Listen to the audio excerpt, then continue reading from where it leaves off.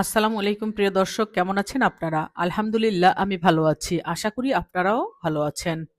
হজ মুসলমানদের জন্য একটি গুরুত্বপূর্ণ ইবাদত এবং প্রতিটি ধনী মুসলমানের জন্য এটি ফরজ করা হয়েছে। ২০২৬ সালে পবিত্র হজের চাঁদ দেখা সাপেক্ষে আগামী ২৫ থেকে ৩০ মে ২৬ মে থেকে শুরু হওয়ার প্রবল সম্ভাবনা আছে। এটি অনুষ্ঠিত হতে পারে বলে ধারণা করা যায়। এরপরে হিজরি ১৪৪৭ সনের জিলহজ মাসের ৮ থেকে ১২ তারিখের মধ্যে এই হজ সম্পন্ন হবে। বাংলাদেশ থেকে প্রথম হজ ফ্লাইট সাধারণত এর কিছুটা আগে শুরু হয়। তাই হজের মূল সময় ২৫ থেকে ৩০ মে পর্যন্ত ২০২৬ সালের জন্য চাঁদ দেখা। হজের তারিখ জিলকত মাসের চাঁদ দেখার উপরে নির্ভর করবে। সৌদি আরবের চাঁদ দেখা কমিটির ঘোষণার উপর ভিত্তি করেই এই তারিখ পরিবর্তিত হতে পারে। হজ মুমিনের জীবনের পরম আকাঙ্ক্ষিত ইবাদত এবং এটি ইসলামের মৌলিক ৫টি মূল স্তম্ভের একটি। মহান আল্লাহর সন্তুষ্টি, ভালোবাসা ও পুরস্কার কৃতার্থ হওয়ার জন্য হজ পালনের মূল লক্ষ্য। কিন্তু দুর্ভাগ্যক্রমে অনেকে হজে যান আবার আগের মতোই ফিরে আসেন। বাইতুল্লাহ জিয়ারত তাদের জীবন ও আচরণে তেমন প্রভাব ফেলে না। এর পেছনে নানান কারণ থাকলেও অন্যতম হলো যথার্থ পূর্ব প্রস্তুতির অভাব এবং হজের নিয়মকানুন না জানা। হজ এমন এক ইবাদত যা পালনের জন্য পর্যাপ্ত পড়াশোনা, শারীরিক, মানসিক ও আধ্যাত্মিক প্রস্তুতির অপরিহার্য। কারণ এই ইবাদত সময়, পরিবেশ ও আধ্যাত্মিক অনুভূতির সঙ্গে নিবিড়ভাবে সম্পৃক্ত।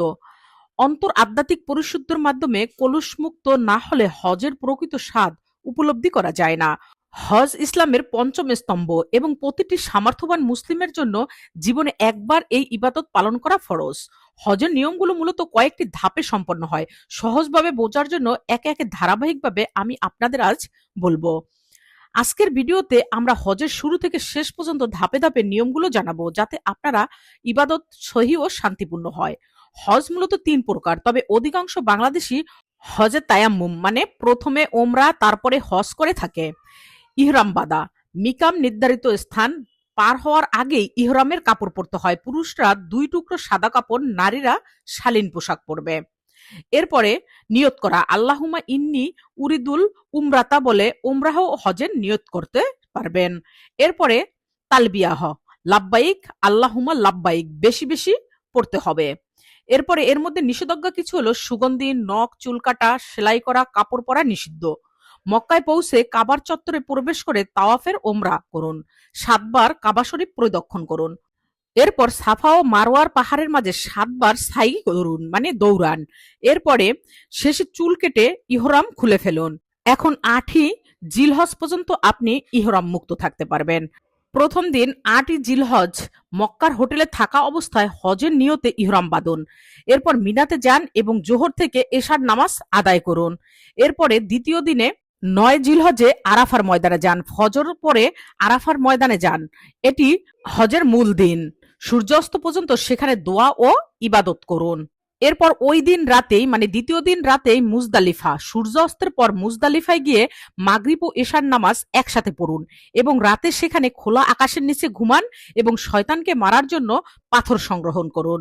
এরপরে তৃতীয় দিনে ১০ জিলহজ ঈদুল আজহা, মিনাতে ফিরে বড় জামারাতে মানে শয়তানকে ৬০টি পাথর মারুন। এরপর কোরবানি দিয়ে চুল মুন্ডল করে ইহরাম খুলে ফেলুন। এখন আপনি ইহরাম মুক্ত। তারপরে তাওয়াফে ইফাদাহ, ওই দিন বা ১২ জিলহজের মধ্যে কাবার চত্বরে গিয়ে ফজর তাওয়াফ করুন। এরপরে আপনি ১১ থেকে ১২ জিলহজ মিনাতে অবস্থান করুন এবং প্রতিদিন দুপুরে ৩টি শয়তানকে পাথর মারুন। তারপরে বিদায়ী তাওয়াফ, মক্কা ছাড়ার আগে শেষ কাজ হলো বিদায়ী তাওয়াফ করা। মনে রাখবেন, সৌদি আরবের নিয়ম অনুযায়ী এবার নুসুক কার্ড বা স্মার্টফোন সাথে রাখা জরুরি। অহেতুক ভিড় এড়িয়ে চলুন এবং গাইডের নির্দেশনা মানুন। আল্লাহ আপনাদের হজ কবুল করুক, আমিন। আরেকটি কথা, হজের প্রধান স্লোগান বা মূল ধ্বনি হলো তালবিয়াহ। এটি পাঠ করা হজের ইহরাম বাঁধার পর থেকে অন্যতম প্রধান আমল। এটি হলো লাব্বাইক আল্লাহুম্মা লাব্বাইক, লাব্বাইক লা শারিকা লাকা লাব্বাইক, ইন্নাল হামদা ওয়ান নিমাতা লাকা ওয়াল মুলুক লা শারিকা লাকা। আমি আপনাদেরকে আবার পাঠ করে শোনাচ্ছি। লাব্বাইক আল্লাহুম্মা লাব্বাইক, লাব্বাইক লা শারিকা লাকা লাব্বাইক, ইন্নাল হামদা ওয়ান নিমাতা লাকা ওয়াল মুলুক লা শারিকা লাক। এই দোয়াটি পাঠ করবেন। এর অর্থ, আমি হাজির, হে আল্লাহ আমি হাজির, তোমার কোনো শরিক নেই, আমি হাজির, নিশ্চয়ই সমস্ত প্রশংসা, নেয়ামত এবং রাজত্ব তোমারই, তোমার কোনো শরিক নেই। এই দোয়াটি বারবার পাঠ করবেন। পাঠ করার নিয়ম হলো পুরুষরা এটি উচ্চ স্বরে পাঠ করবে এবং মহিলারা নিচু স্বরে। 10ই জিলহজ বড় শয়তানকে আমারাতুল আকাবায় প্রথম পাথর মারার সাথে সাথে তালবিহ পাঠ বন্ধ করতে হবে।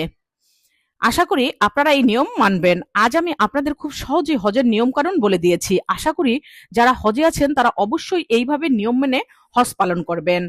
নিশ্চয়ই যদিও আপনাদেরকে সব নিয়ম কানুন বলে দিয়েছে, তারপরও এই ভিডিওটা দেখলে আপনাদের খুব সহজ হয়ে যাবে।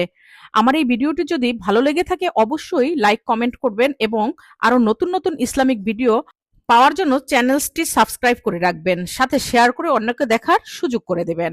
আবার দেখা হবে আপনাদের সাথে নতুন কোনো ইসলামিক ভিডিও নিয়ে। সেই পর্যন্ত সবাই ভালো থাকবেন, সুস্থ থাকবেন এই কামনায় আজকের জন্য বিদায়। আল্লাহ হাফেজ।